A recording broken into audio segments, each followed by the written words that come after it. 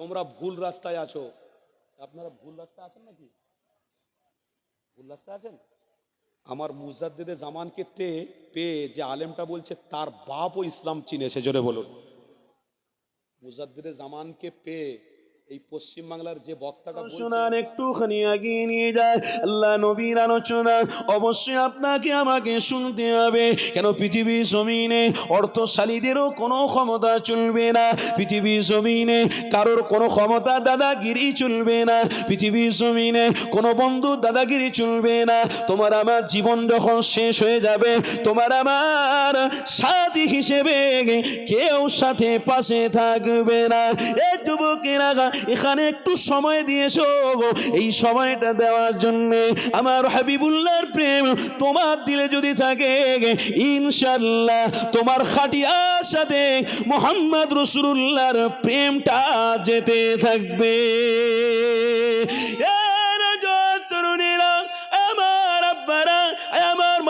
শোনো, আল্লাহ নবী ছাড়া তোমার আমার কোনো গতি নাই। আল্লাহ নবী ছাড়া তোমার আমার নাজাতের রাস্তা নাই। আল্লাহ নবী ছাড়া কোনো জিনিস তোমার আমার কাছে মূল্যবান না। কেন অর্থ দুনিয়ায় থাকবে, টাকা দুনিয়া থেকে যাবে, ঘর থেকে যাবে, বাড়ি থেকে যাবে, দুনিয়া জমিনে টাকা অর্থ এমন করে গাড়ি বাড়ি নারী কন্যা, এমন করে তোমার সন্তানেরা, এমন করে তোমার আওলাদ জমি জায়গা সব কিছু থেকে যাবে।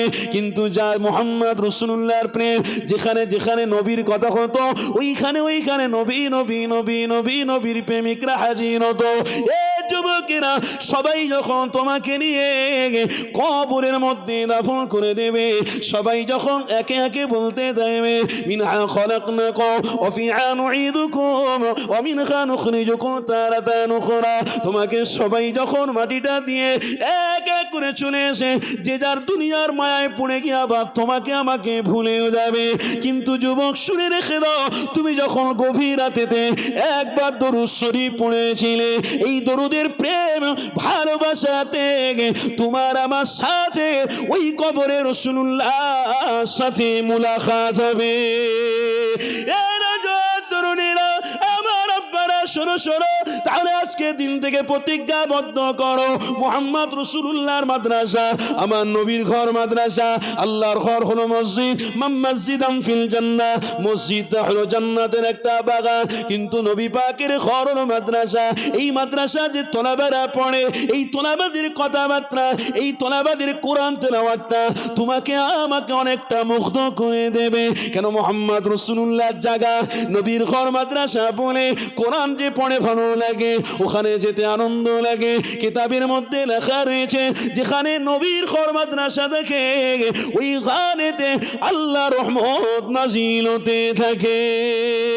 এ যুবকেরা, তরুণেরা, এই মুহাম্মদ রাসূল ছাড়া ঈমান করা হয় না। নবী ছাড়া তোমার আমার গতি না, নবী ছাড়া তোমার আমার মুক্তি কেউ দেবে না, নবী ছাড়া তোমাকে আমাকে কেউ রাস্তা দেখাতে পারবে না। তাই আজকে দিনেতে সায়েন্সরা বলতে লেগেছে, এ দুনিয়ার মানুষেরা, তোমাদের কাছে মুহাম্মদ রাসূলুল্লাহকে আনতে হবে, সমাজে রাসূলুল্লাহর দেখানো রাস্তা জানাতে হবে, সমাজে নবীর প্রতিষ্ঠিত দেখানো রাস্তা ইসলাম প্রচার করতে হবে। আজকে দিনে সায়েন্সরা বলতে লেগেছে, সমাজে আবার যদি মুহাম্মদ রাসূলুল্লাহকে ফিরিয়ে আনো, তাহলে সমাজে একটাও নারী কোনোদিন জিনাকারী হবে না, একটা পুরুষ কোনো পুরুষকে আঘাত দিয়ে কথা বলবে না, কোনো পুরুষ কোনো পুরুষকে গুলি করে হত্যা করবে না, কোনো পুরুষ কোনো পুরুষকে বোম মারবে না, কোনো পুরুষ কোনো পুরুষকে হত্যা এবং গীবত চুগলি করবে না, কোনো পুরুষের সঙ্গে মারামারি কাটাকাটি থাকবে না, কোনো আলেমের সাথে ঝগড়া থাকবে না। কেন থাকবে না? এটা একমাত্র কারণ হলো মুহাম্মদ রাসূলুল্লাহর প্রেম। আর জোরে বলো, এ যুবকেরা, তরুণেরা, এই সমাজের মধ্যে আবার রাসূলুল্লাহকে ফিরিয়ে আনতে হবে। আজ আমার আপনার থেকে রাসূলুল্লাহ অনেকটা দূরে সরে গেছে, আজ আপনার আমার থেকে রাসূলুল্লাহ অনেক দূরে সরে গেছে। এই সমাজের মধ্যে আবারও পুরনো দিন ফিরে আসতে লেগেছে। আমার মায়েরা জিনাকারী হতে লেগেছে, আমার মায়েদেরকে জিনা করা হচ্ছে, আমার বোনেদেরকে জিনার কাজে লিপ্ত করা হচ্ছে। অর্থের লোভে পড়ে গিয়ে কোনো কোনো মায়েরা পুরুষের সঙ্গে জিনায় লিপ্ত হয়ে গেছে, কোনো কোনো নারীরা এমনকি জিনায় ব্যবসা লুকিয়ে পড়েছে। এ যুবকেরা, আমার আম্মা জান শোনো, তাহলে আল্লাহ নবীর প্রেমিকদেরকে অবশ্যই মোহাম্মদ রাসূলুল্লাহ চেনানোর দরকার রয়েছে।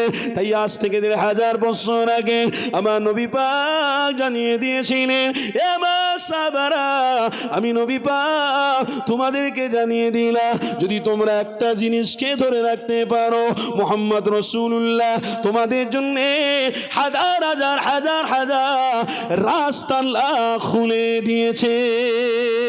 তোমরা যদি একটা রসুলকে ধরে রাখতে পারো, জান্নাতের নাজ নিয়ামত তোমাদের জন্য খুলে রাখা হয়েছে। এই যুবকেরা, তরুণেরা, তাই তো মুসা নবীকে আল্লাহ পাক জানাতে লেগেছেন, ইয়া মুসা রে, আমার হাবিবুল্লাহকে আমি বড়ই ভালোবাসি, আমার হাবিবুল্লাহর খাতিরে হাবিবের উম্মতরাও নাজাত পাবে, আমার হাবিবের খাতিরে আদম নবীর উম্মতরাও নাজাত পাবে, হাবিবুল্লাহর খাতিরে মুসা নবীর উম্মত তোমার উম্মতরাও নাজাত পাবে, হাবিবুল্লাহর খাতিরে শীষ নবীর উম্মতিরাও নাজাত পাবে। মুসা নবীরে আমার রাসূলুল্লাহকে আমি বড়ই ভালোবাসি, কেন আমার হাবিবকে হাউজে কাউসার দেবো, আমার হাবিবকে ফুলসিরাতে রাস্তায় দাঁড় করিয়ে দেবো, আমার হাবিবকে মিজানের পাল্লার কাছে দাঁড় করিয়ে দেবো, একটাই কারণে, আমার হাবিব যেখানে যেখানে যেখানে যেখানে থাকবে আমি আল্লাহ সেখানে সেখানে আমার হাবিবের প্রেমিকদের মুক্তির ব্যবস্থা করে দেব। আর জোরে বলো এ যুবকেরা, তরুণীরা, তাহলে একটা হাদিস আপনাদেরকে শুনিয়ে দিই। একটা হাদিস আমার মনে পড়ে গেল, ওই হাদিসের কথা একটু মনোযোগ দিয়ে শোনো। আমার নবী পাক হযরতে জাবির রাদিয়াল্লাহু তাআলা আনহুকে নিয়ে একটা সফরের মধ্যে বেরিয়ে গেছে। আল্লাহ নবী আবার সফর করতে লেগেছে।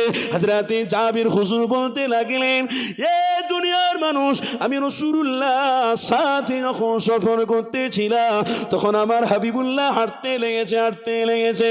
আমার নবী পাকের দুই ধারে ছোট্ট ছোট্ট পাথরগুলো আমার হাবিবুল্লাহকে চিনতে পেরে তাজিমি সালাম দিতে লেগেছে। হযরতে জাবির হুজুর বলতে লাগলেন, আমার হাবিবুল্লাহর সাথে সফর করতে শুরু করলাম, আমার নবী পাক আগিয়ে যায়, আমি জাবির পিছনে পিছনে যেতে লেগেছি। হঠাৎ করে আমি দেখলাম একটা পাখি উড়ে উড়ে উড়ে উড়ে এসে আমার হাবিবুল্লাহর পিছনে আওয়াজ দিয়ে বলছে, লাব্বাইকা ইয়া রাসূলুল্লাহ হাবিবাল্লাহ। আমি জাবির নিজের কানে শুনেছি, নিজের চোখে দেখেছি, এ দুনিয়ার মানুষেরা, ইনি হলেন মুহাম্মাদুর রাসূলুল্লাহ, ইনাকে আল্লাহ সব থেকে মাকাপূর্ণ নবী বানিয়েছে। হযরতে জাবির কিতাবের মধ্যে লিখতে লেগেছে, আমার হাবিব যেখানে যেখানে যায় আমি জাবির পিছনে পিছনে যেতেছিলাম, আল্লাহ নবী যেখান থেকে যেতে লেগেছে আমি জাবির নিজের চোখে দেখলাম আমার হাবিবের মাথার উপরে আল্লাহ মেঘগুলোকে ছায়া বানিয়ে দিয়েছে। এই রাসূলুল্লাহকে কি ভোলা যাবে?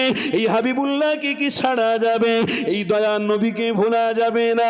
হযরতে জাবির হুজুর কিতাবের মধ্যে লিখেছে, আল্লাহ নবী আগে আগে যায়, হযরত একটা মানুষ রূপে একজন আসলো, আল্লাহ নবীকে সালাম দিল, নবী পাকের সাথে মুসাফা করলো। হযরতে জাবির হুজুর বলতে লাগলেন, ইয়া রাসূলুল্লাহ হাবিবাল্লাহ, এই মানুষটা এলো, সালাম দিল, কথা বললো, আবার উনি চলে গেল। ইয়া রাসূলুল্লাহ হাবিবাল্লাহ, ইনি কে? আপনি একটু পরিচয়টা জানিয়ে দেন। আল্লাহ নবী সাহাবী জাবির যখন জিজ্ঞাসা করতে লেগেছে, আল্লাহ নবী নবী দয়া নবী আমার পাক জবানে জাবিরকে বলতে লাগলেন, এ বাবা জাবির, আমি রাসূলুল্লাহ, আমার সামনে কে এসেছিল জানো? মানুষ রূপে একজন এসেছিল। 4 ফেরেশতার মধ্যে এক ফেরেশতা, বড় ফেরেশতা হযরত জিবরাইল আলাইহিস সালাম আমার সামনে এসে মুচকি হাসিটা দিয়ে সালাম মুসাফা করে আমার সাথে কথা বলে চলে গেলেন। আরো জোরে বলুন নারায়ে তাকবীর, আল্লাহু আকবার। নারায়ে তাকবীর, আল্লাহু আকবার। কি গো আব্বারা, কষ্ট হচ্ছে নাকি?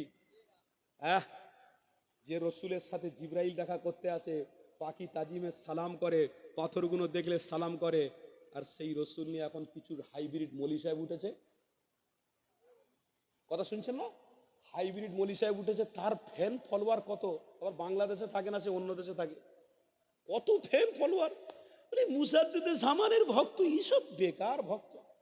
আমি দুদিন আগে মোবাইলে দেখছিলাম, জানেন, একজন আমার পশ্চিম বাংলার একটা বক্তা, বলতেই হয়, নাম বলছি না, গোপন রাখছি, আল্লাহু আকবার গুনাহে কবিরা, বলছে দাদা হুজুরের ভক্ত মুরিদরা তোমরা ভুল রাস্তায় আছো। আপনারা ভুল রাস্তায় আছেন নাকি? ভুল রাস্তায় আছেন? আমার মুজাদ্দেদে জামানকে পেয়ে যে আলেমটা বলছে তার বাপও ইসলাম চিনেছে, জোরে বলুন। মুজাদ্দেদে জামানকে পেয়ে এই পশ্চিম বাংলার যে বক্তাটা বলছে তার বাপও ইসলাম পেয়েছে, তার দাদাও ইসলাম পেয়েছে। কেন? ঊনবিংশ শতাব্দীর মুজাদ্দেদে জামান এই পশ্চিম বাংলার উজ্জ্বল ইসলামের নক্ষত্র হয়ে আল্লাহ পাঠিয়েছে। দাদা পীরের ভক্তদের দেখলে ওদের জ্বালা হচ্ছে, কেন আমরা পীর মুরিদি সিস্টেমটা মানি, আমরা পীরের দরবারে যাই, পীর জাদা হুজুরদের সাথে সম্পর্ক, পীর সাহেব হুজুরদের সঙ্গে সম্পর্ক, কি গে ফুরফুরা দরবার শরীফে গেলে মনটা কিরকম ভালো লাগে না লাগে না? আব্বারা বলো না গো, হ্যাঁ আমার কথা বলছি, আমার কথা। প্রত্যেকটা পীর সাহেব হুজুরের দরবারে গিয়ে আমি চুপ করে বসে বসে চেহারা দেখি, আমার দিলে যে শান্তি আছে আমি বলে বোঝাতে পারবো না। প্রত্যেকটা পীরজাদা ভাইজানের কাছে চুপ করে বসে থাকে, মুসাফা করে সালাম কালাম করে আমি সাইডে চুপ করে বসে বসে দেখি, আল্লাহ এরাও তো মানুষ আমরাও তো মানুষ, পার্থক্য কি? এরাও মানুষ আমরাও মানুষ, পার্থক্য কি? এদের কথাবার্তা, এদের স্ট্রেন্স, এদের চলাফেরা, এদের ওঠা বসা সম্পূর্ণ আলাদা। আমরাও তো মানুষ, আমরাও তো মাদ্রাসায় পড়ে আলেম হয়েছি, আমরা তো মাদ্রাসায় বুখারি পড়েছি, পার্থক্যটা কি হচ্ছে? পার্থক্য একটা, যে ইসকে রসুল হয়ে গেছে তার বংশেতে আল্লাহ ইসকে রসুলের রক্ত দিয়ে ফেলেছে, যেটা বলুন। দাদা হুজুর পীর কেবলা ইসকে নবী ছিলেন, তাই তার বংশ ইসকে নবীর দিকেই রয়েছে, এটাই পার্থক্য। আমি আজকের ওয়াজ করছি, কালকের কোন একটা মানুষের কথা শুনে হয়তো বিকৃত হয়ে যেতে পারি, কিন্তু মুজাদ্দেদে জামানের কোন আওলাদ কোনদিন নবী ছাড়তে পারবে না। কেন? মুজাদ্দেদে জামানের রক্ত তাদের শরীরে বইছে। আমরা ফুরফুরা দরবার শরীফে যাই, আমাদের চ্যান আসে, সুকুন আসে, ভালো লাগে। হুজুরদের দরবারে গেলে কখন যে সময়টা পার হয়ে যায় আমরা নিজেরাই বুঝতে পারি না। এই দুপুরবেলা গিয়ে হাজির, এনার সঙ্গে কথা বলতে, ওনার সঙ্গে কথা বলতে, ওনার সঙ্গে কটা বাজলো রে, এই রে 4টে বেজে গেছে, এই সবে তো এলাম, এই সবে তো এলাম। এটাই হচ্ছে উজ্জ্বল নক্ষত্র। দাদা পীর রহমাতুল্লাহ আলীর ভক্ত মুরিদদেরকে বলে যাচ্ছি, এটাই হলো উজ্জ্বল নক্ষত্র মুজাদ্দেদে জামান।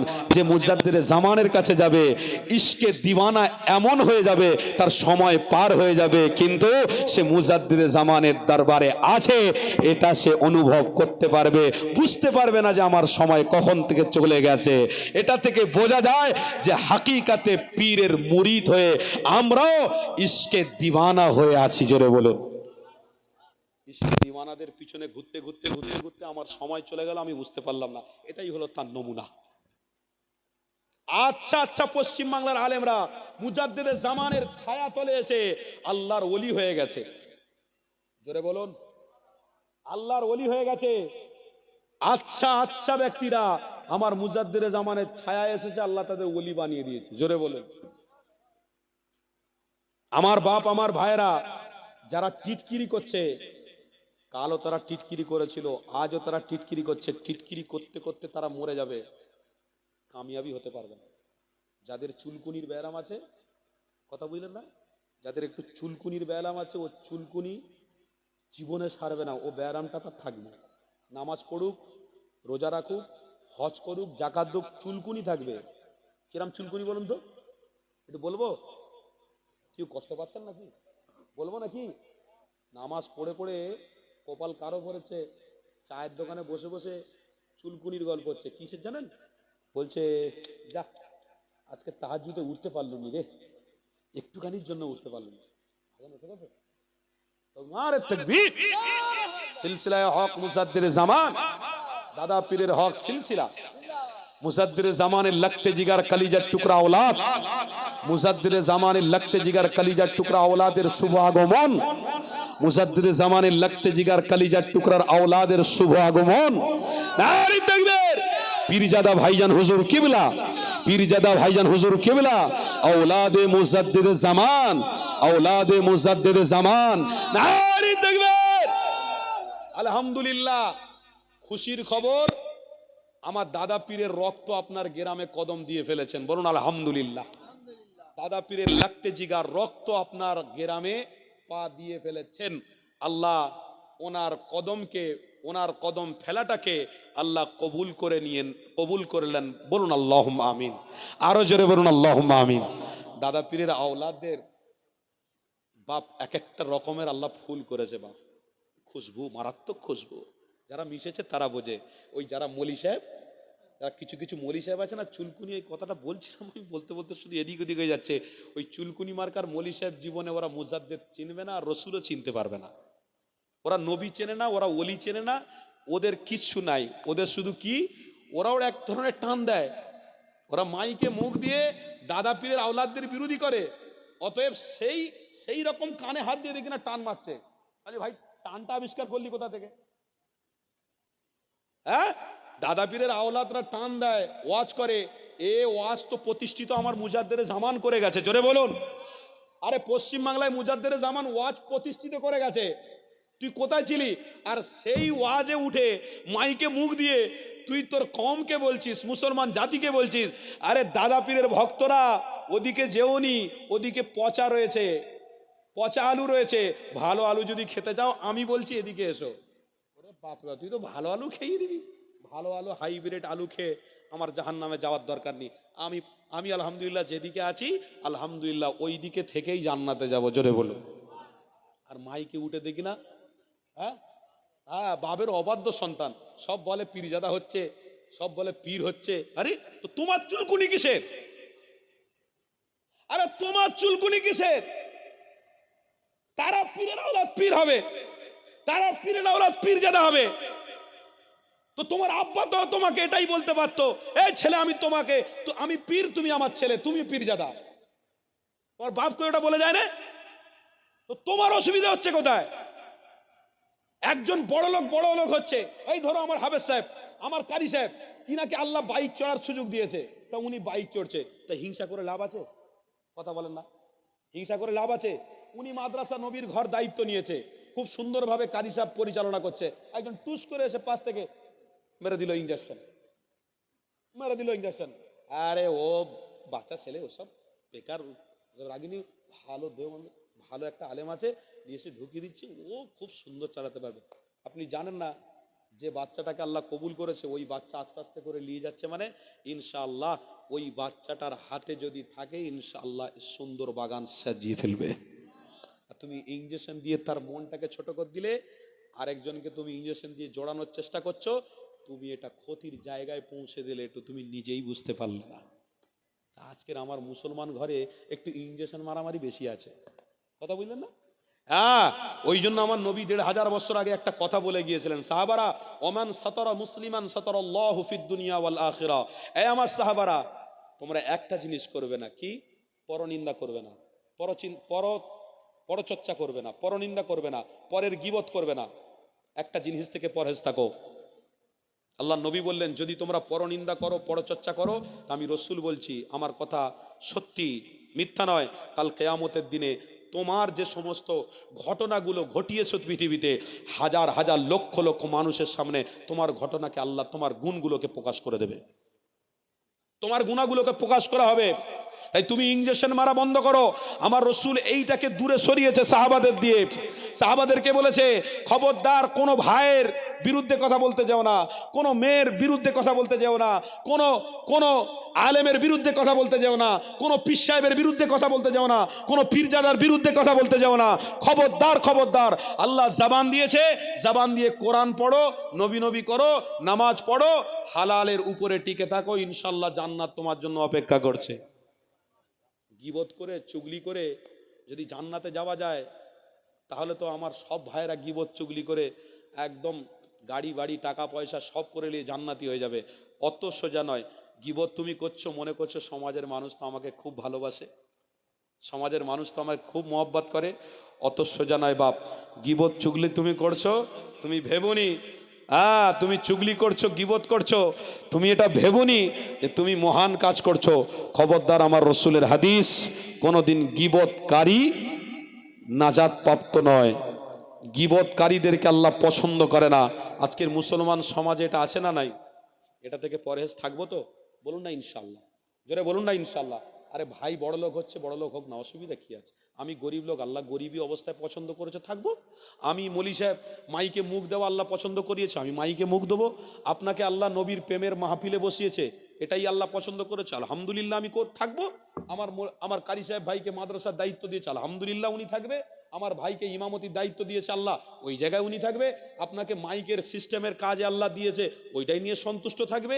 আপনাকে আল্লাহ রাস্তার কন্ট্রাক্টর বানিয়েছে, তুমি ওইটা নিয়ে আলহামদুলিল্লাহ বলে থাকবে। আল্লাহ তোমাকে বিশাল ব্যবসা দিয়েছে, তুমি ওইটা নিয়ে আলহামদুলিল্লাহ। যাকে যেটা দিয়েছে এটাকে মাথা পেতে মেনে নিতে হবে। কে দিয়েছে? কে দিয়েছে? বলুন, কে দিয়েছে?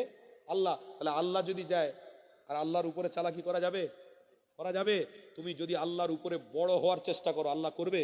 অত সোজা নয়। তুমি যে জায়গায় আছো ওই জায়গায় থাকো, তবে একটা জিনিসের চেষ্টা করো, সব জিনিসকে পিছনে সরিয়ে মোহাম্মদ রসুলকে সামনে রেখে আগে বাড়ো। ইনশাআল্লাহ নবীর ওসিলায় তুমি জান্নাতি হয়ে যাবে। আরো জোরে বলুন তাকবীর দেন না, নারে তাকবীর। আমার আব্বারা খুব সাবধান, সতর্ক অবলম্বন করুন, না হলে কিন্তু আমাদের সমাজ আস্তে আস্তে করে অধঃপতনে চলে যাচ্ছে। আমার ঘরের মেয়ে, আমার ঘরের ছেলেরা সব ধ্বংস বরবাদের দিকে চলে যাচ্ছে। আল্লাহ হেফাজত করেন, বলুন আল্লাহুম্মা আমিন। একটু জোরে বলুন আল্লাহুম্মা আমিন। দরুদ শরীফ, আল্লাহুম্মা সাল্লি আলা। জোরে জোরে একটু ভালোবাসায় পড়েন না বাপ, মাশাআল্লাহ, খুব ভালো লাগছে।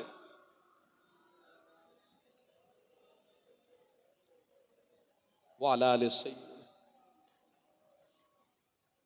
যে হাদিসটা আমি পড়ছিলাম, বলছিলাম আপনাদেরকে, আপনারা মনে করছেন ভাইজান মনে হয় হাদিসটা ভুলে গেল, আর কথা হবে না। ইনশাআল্লাহ কথা বলবো, আমার মনে আছে বাপ। ওই হাদিসটা সমাপ্তি করতে হবে। তার আগে আমি বলছি, একটু মহব্বতের দরুদ পড়াচ্ছি। কেন?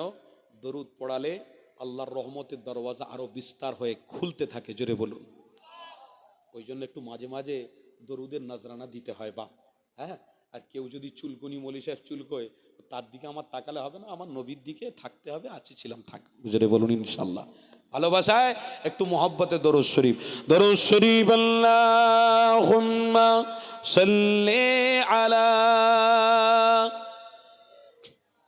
মাশাআল্লাহ মাশাআল্লাহ। মুহাম্মদ মাওলানা মুহাম্মদ।